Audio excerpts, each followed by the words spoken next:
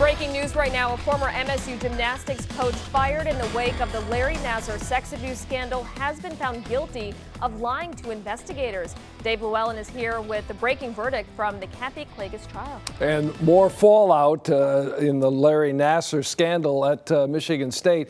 The jury convicted Klages of lying to police about sex abuse involving Larry Nassar. She had been on trial for telling investigators she first learned of Nassar's sexual abuse when it was published in a newspaper report in 2016. Earlier this week, two former student athletes testified that they told Klages back in 1997 that Nassar had sexually abused them and that she did nothing to stop it.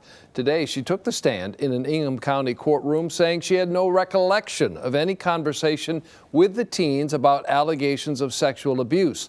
Klages says she was shocked to hear years later that one of the teens claimed she was aware of what Nassar was up to.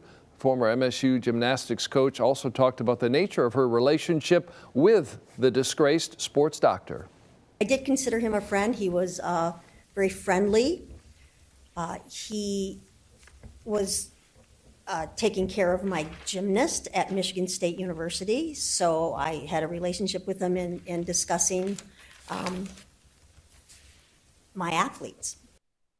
And once again, the verdict just coming down. Klages found guilty of a felony and a misdemeanor. She faces 4 years in prison. Klages is the second person other than Nassar to be found guilty of charges related to his serial molestation of young girls. Meantime, Nassar is serving decades in prison for sexual assault and child pornography charges. More than 300 victims, mostly young women and girls, as I mentioned, say Nassar molested them. Anu? All right, Dave, thank you. As you mentioned, more